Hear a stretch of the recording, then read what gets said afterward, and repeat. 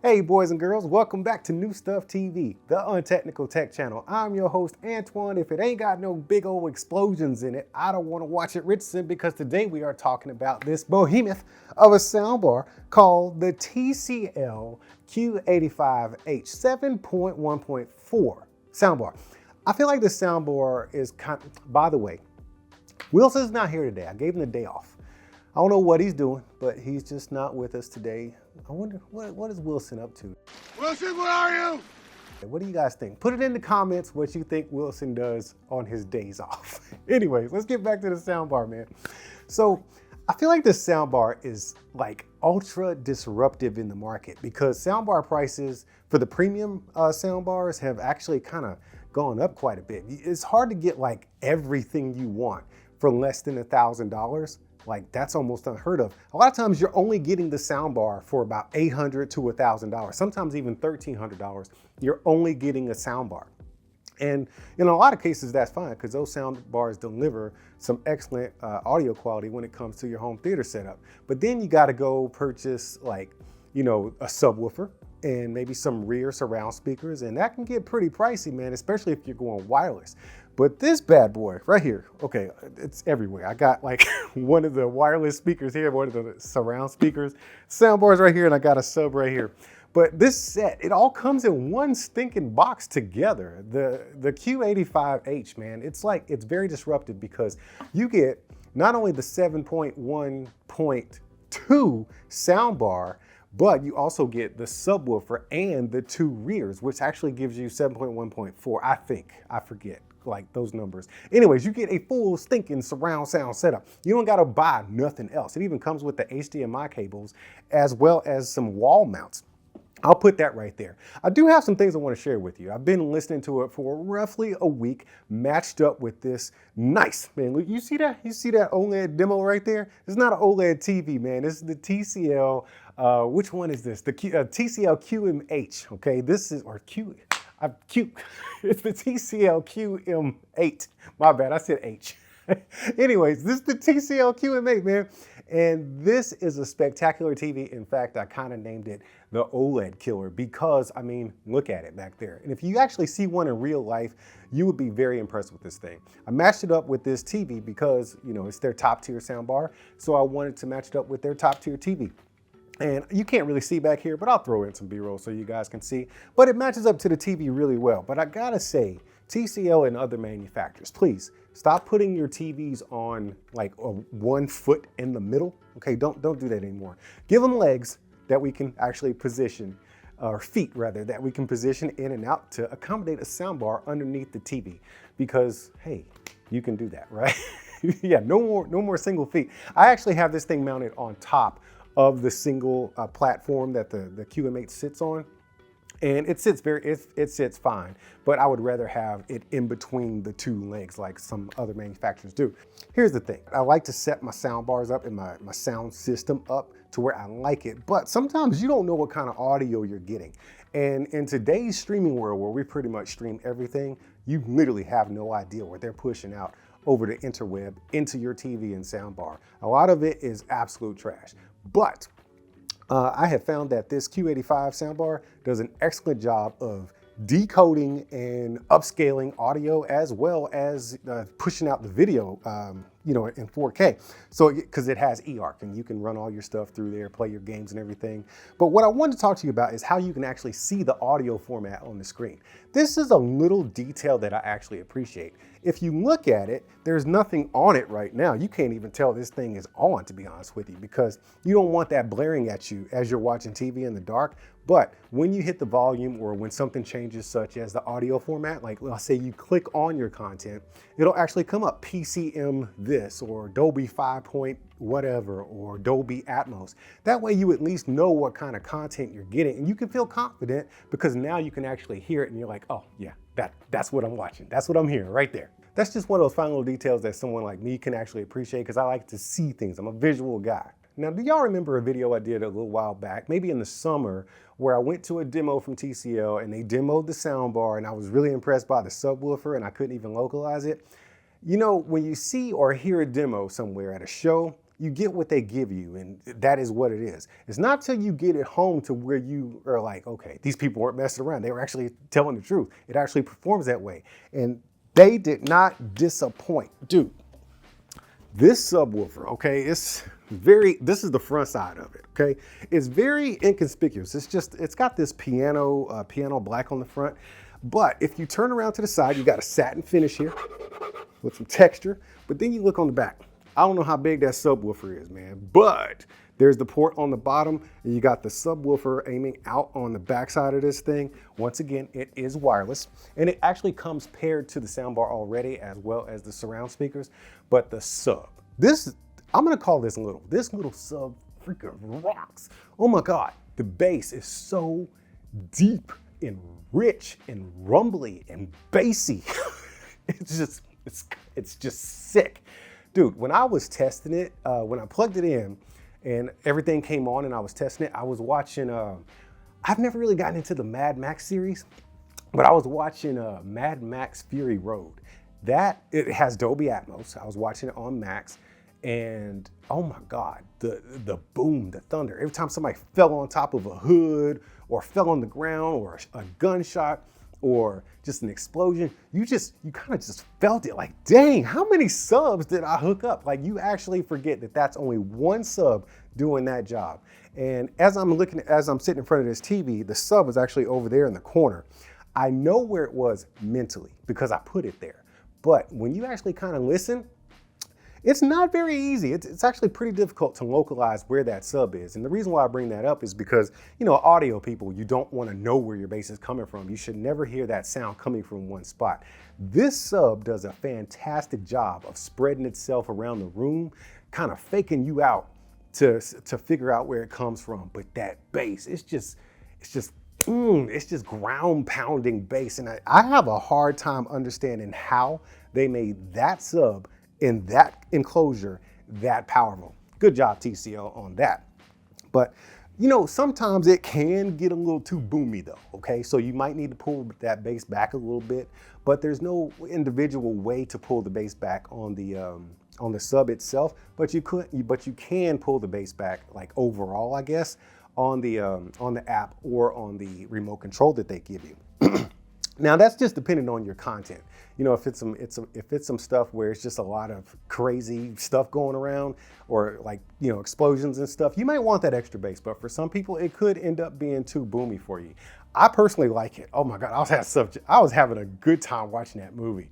But the Mad Max movies, dude, they kind of creep me out a little bit. There's some very disturbing things in that Fury Road movie. If you haven't seen it, beware. Anyway, the soundbar. Okay, the soundbar is actually, it's about the average length of a premium soundbar. Okay, it goes, well, this is a 75-inch TV. It does not go the length of the TV, but it spreads out just enough to actually look good underneath the TV. But that also helps it cast the sound out and fill the room, because it does feel like, when you hear it, it feels like it's wider than it actually is. It does a great job of projecting sound out to the left and right. It gives you a full sound, and it actually makes you feel like you have a true surround sound setup.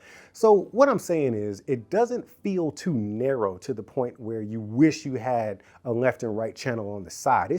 It's just wide. And the center channel performance is really good too. I don't have a problem hearing any other voices. Everything is just up front and center and loud and clear. But I guess if you need some more clarity, I actually did find in the TCL TV that you can actually have your soundbar and TV playing at the same time. I don't know if that's necessarily acting as a center channel. I mean, that's not really descriptive that way when you connect it, but it does allow you to connect the soundbar and use the soundbar sound as well as the TV sound at the same time. And that takes me to the rears, okay? Where's that little thing at? This is the rear. Let me move my head out the way. This is your rear speaker, okay? It's a cloth covered speaker. And on the back, you got your sync button, and then you got your power button or power input right there, because it is wireless, okay? All you gotta do is plug it in and it will be paired to your soundbar already. But here's the thing right here, check this out. Look on the top right there, homie. That is a grill, because Atmos 7.1.4. So that means you got 4 Atmos channels. You got 2 on the front, left and right, and then you got 2 in the rear, left and right. So with Atmos in the back, it's it's just taking care of everything. It's a very room-filling sound. Now, you don't necessarily need to position these things perfectly because TCL has something. What is this thing called? Let me look at my notes that I took. It's a special thing they got. What do they call it? Oh, it's AI Sonic. So it's kind of a special setup where they kind of just calibrate the room and where the speakers are. That way you don't have to position them perfectly. My advice is to do your best to position them perfectly. Try to make them even or conducive to where you're actually sitting in the room, and that will help out the AI system. And then you can have your perfect home theater setup with your Q85. Now, as far as these surround sound speakers, there are some drawbacks. Well, it's not some drawbacks. It was really just one that I found. On non-surround sound content, I noticed that like when I went up to it and put my ear up to it, I could hear a little bit of noise. It was like aliens talking or something, I don't know. But it was very low. And I think it was trying to force, I did have the surround clicked on the app, which we'll go to next.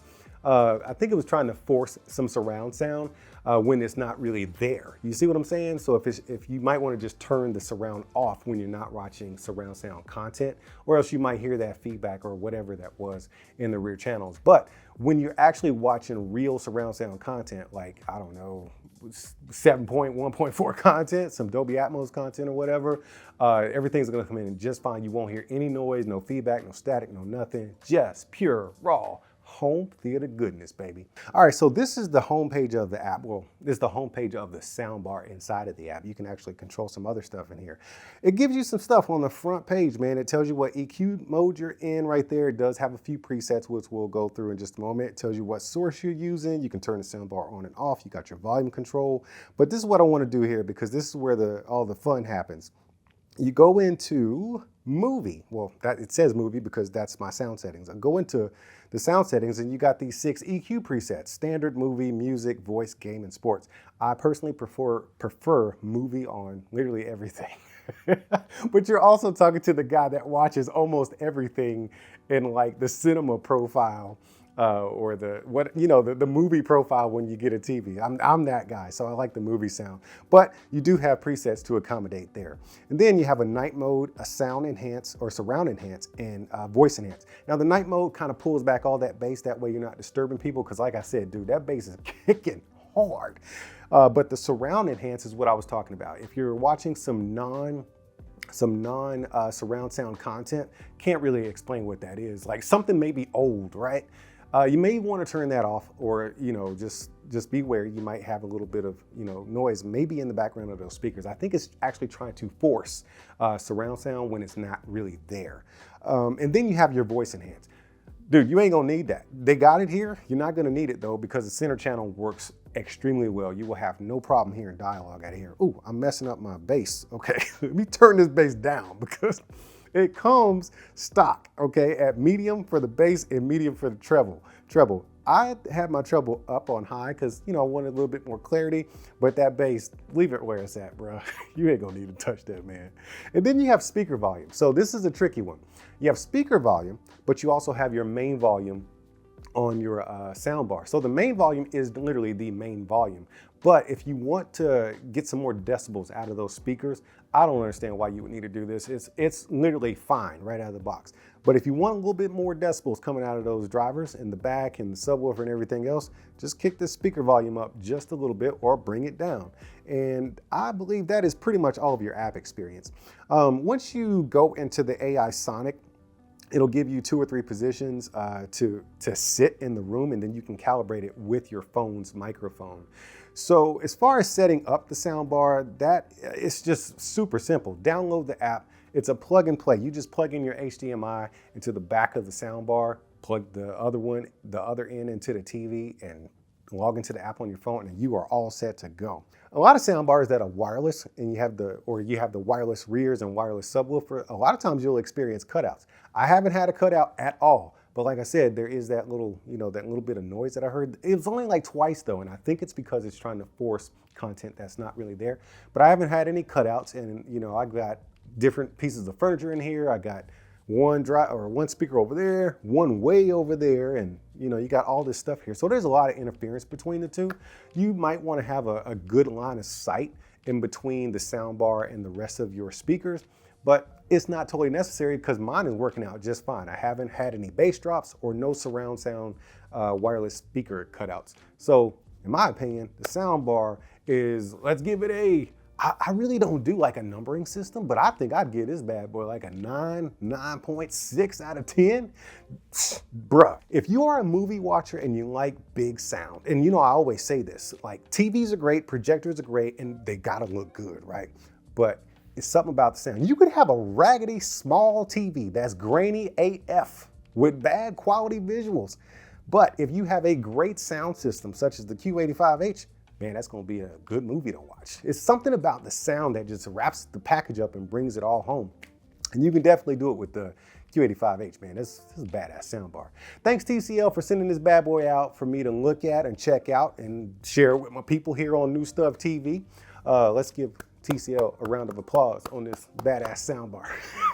Either way, I'm not an expert on this kind of stuff, but what I do know is Fury Road is a very disturbing movie. That movie has got me shook a little bit. You know, some of them scenes with the babies and stuff. Anyways, I gotta get out of here, man. Y'all keep being good to each other, and I'll see you when I see you.